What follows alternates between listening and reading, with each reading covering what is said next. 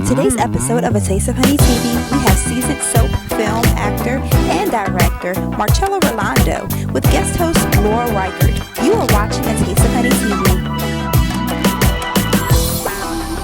So you want to be a model, an actress, a producer, a musician. So you want to be in the entertainment or media industry. We show you the ins and outs of the entertainment and media industry. Our main goal is to educate and inspire those interested in the entertainment and media industry. You are watching A Taste of Honey TV.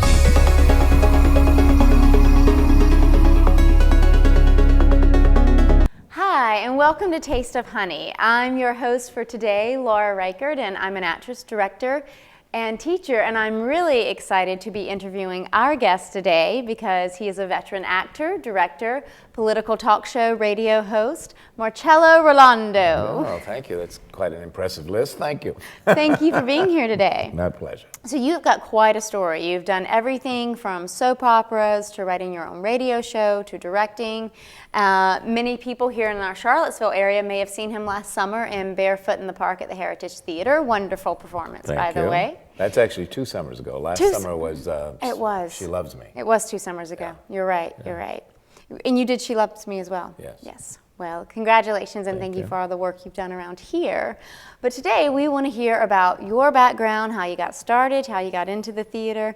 So maybe you could tell us a little bit about where you're from and what first took you to the big lights of New York City to start your career. I was kicked out of town. It was the best thing ever that happened to me. I was born in Washington, D.C., and so through college years, Peabody Conservatory, Towson State, Catholic University, I was directing professionally before I had a degree in it. And at one point, after the major papers had reviewed me favorably, a producer I was working with just sat me down and said, you know, it's time for you to leave, because after the Washington Post says you're good and the Baltimore Sun says you're good, it's time for the New York Times to say exactly, you're good. You know? So that's what happened. I did a very foolish thing. I don't necessarily recommend it. It worked for me, but God takes care of people who can be foolish sometimes. And I simply bought a one-way ticket, train ticket to Manhattan. I packed 1 suitcase. I did not have a place to live. I did not have a job. But I did have a friend up there with whom I'd been in a show, 2 or 3 years prior to this. We'd gone on a tour or something. And as a matter of fact, I was called to go into that tour. It played in New York, and I was in the New York show. Then they went off on tour. And, what production was that? Oh, I don't remember. It was something about Alexander Graham Bell, and I played his father who gave him the money and all that stuff. It's been a long time ago. I think it toured schools. But in any case, the guy who replaced me when they went on tour got sick, and they called me and asked if I could come and join the tour. And on the tour, I met this new Alexander Graham Bell. And he just said offhandedly one day, if you ever come to New York, give me a call. And I kept his name and number. I don't know why. But I arrived at Penn Station. Holding my suitcase between my legs in Penn Station so nobody could snatch it while I was on the payphone. So that tells you how long ago it was. And called this guy and told him I was in town and I needed a place to stay. And he said, stay right there. He took the number, stay right there, and I'll call you back. And he called back about 10 minutes or so. And evidently at the same time, he was trying to arrange to leave town with his girlfriend who couldn't go because her girlfriend had to watch this apartment because of that boyfriend going, it was a whole thing. But I evidently solved all their problems because everyone could go away if I would watch the apartment for a year. Yeah. And, water the plants and feed the cat or whatever. And I said yes, and so bingo, there I was. And next day I got a temp job that encouraged, not just allowed, me to go out and have auditions. I was very lucky. Yeah, and I think that brings up an important point when you're in this industry and in this business, remembering who you've met, making friends, and connecting with those people. Absolutely. I mean, when I took the bus to New York from South Carolina and got an apartment because someone I had known was moving to LA, and otherwise I would have never found an apartment. So it's knowing these people and they remembering you oftentimes is just as important as being good at the audition. Absolutely. So what was your first paid gig in New York? It was King of the Gypsies, with a very thin, skinny little 11-year-old Brooke Shields. Oh, wow. Judd Hirsch, who was a lot of fun to work with. Sterling Hayden, who most people won't remember, but I remembered from as a kid watching him on black and white TV. And I can't remember who else was in it, but in any case, Sylvia Fay was the big casting director in those days. And she cast me as she's a rough, tough cookie. I really enjoyed working with her. I enjoyed knowing her. And she's a legend. She's absolute legend. In the business. Absolutely. And but anyway, she decided that I was going to be good in this movie, and even when the director, who was handing out these coded cards to say where he wanted to use, blue card, yellow card, green card, he had his system. But Sylvia Fay was sitting beside him, and I don't know what he handed me, but he hesitated for a moment, and she just tapped him and pointed to another color. And so he went, yeah, and he picked up that color. Anyway, it ended up that I was the bodyguard for Judd Hirsch. No, I was the bodyguard for Sterling Hayden, who was the king of the Gypsies. Yeah. And I didn't do a good job because Judd killed him in the movie, if I remember. I don't think I ever saw the movie. But, well, you did a good job of being a bad bodyguard. Yes, that was it. So it was good. He got shot, and Judd and I worked on his lines in between every shot. He was running lines for whatever he was on Broadway then. I can't remember what the show was. And I think that's a really... especially for novice actors and being a new actor on a new set, working with these big name actors. Any advice for protocol, how to behave, how to approach these people? Because I know when I've been on set, I often see people make a lot of mistakes. So any advice that you would give for someone who maybe has just been cast for the first time on a big budget film with some large names, which we have recently had that happen in the neighborhood? Well, yes, I have tons of advice.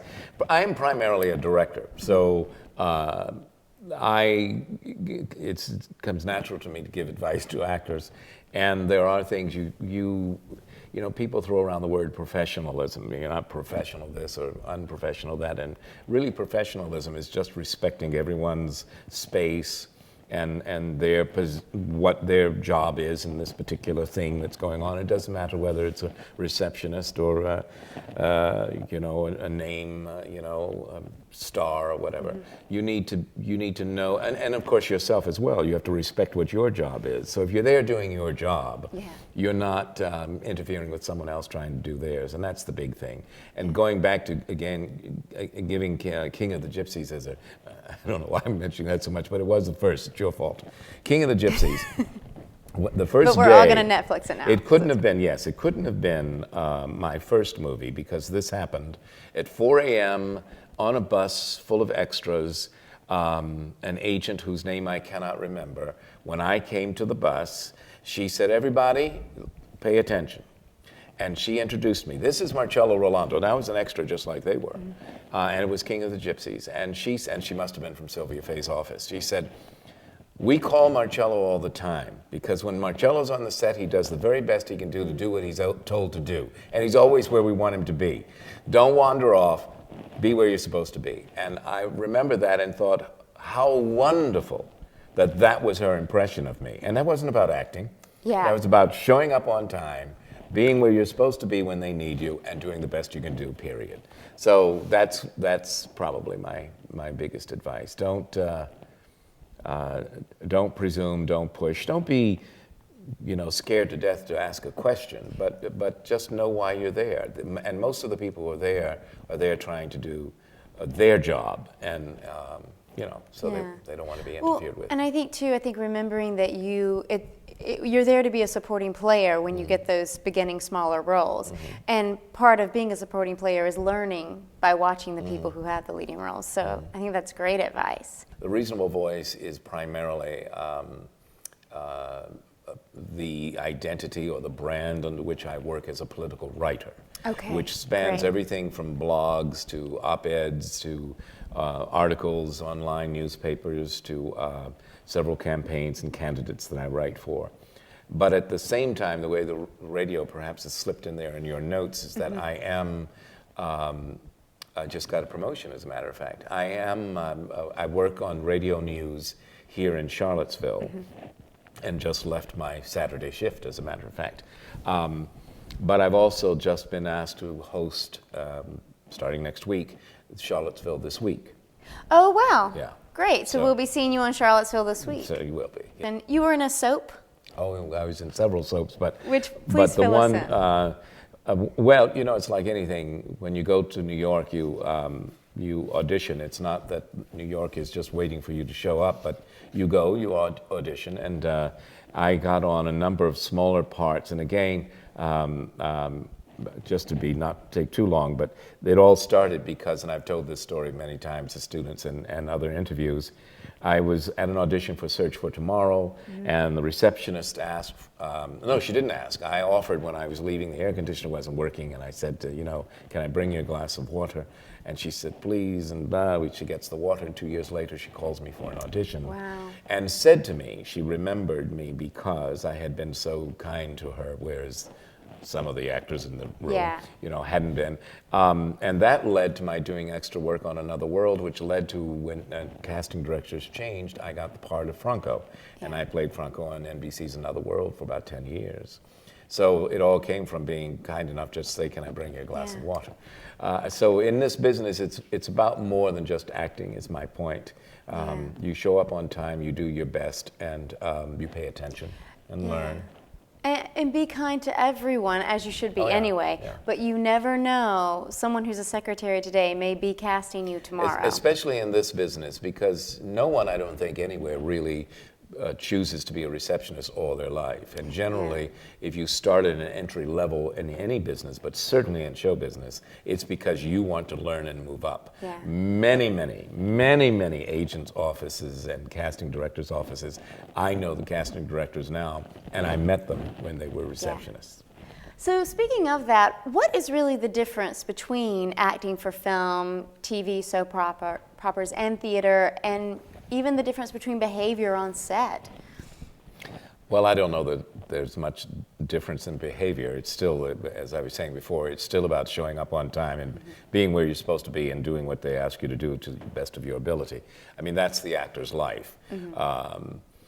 As far as other differences, you know, I mean, as I often tell actors, theater you use a shotgun, and in film you use a laser beam. You know, so it's but it's still the same energy coming from inside. And of course, on camera, the eyes are extremely important. Whereas in theater, you don't always you need to act. The whole body probably is equally important. In film and TV, the director tends to, of course, have the power to control what the audience is looking at because of the framing and what the shot is, as opposed to in theater, the audience can choose from stage left, right, up, and down. So those are kind of basic things, but still the bottom line is you go in and do the best you can do, and by that I mean even from the beginning, when an audition is about how you arrive and your attitude, and you toe the mark, you know where you're supposed to be. You're not there to make friends and influence people, you're there to audition. And when you do so, you're prepared and you listen. The toughest thing I think for actors to do is to learn the art of listening, and it's just as important for them from the audition as well as in the wings or off set or off camera as it is on camera. But that listening quality is something that has to be developed because we're not built that way. We're thinking about what we're going to say next instead of listening, because generally speaking, especially for most directors, I think, perhaps I'm prejudiced, but a director generally will tell you exactly what they want if you're listening. Casting directors are not always directors, but they speak a different language that's perhaps more abbreviated and simplistic, but it's still the same thing. You know, when they when they talk tempo or volume or intention, that's their way of expressing something that a director might do a little more aesthetically or whatever. Yeah. But the bottom line is the actor has to listen and respond to what's being asked.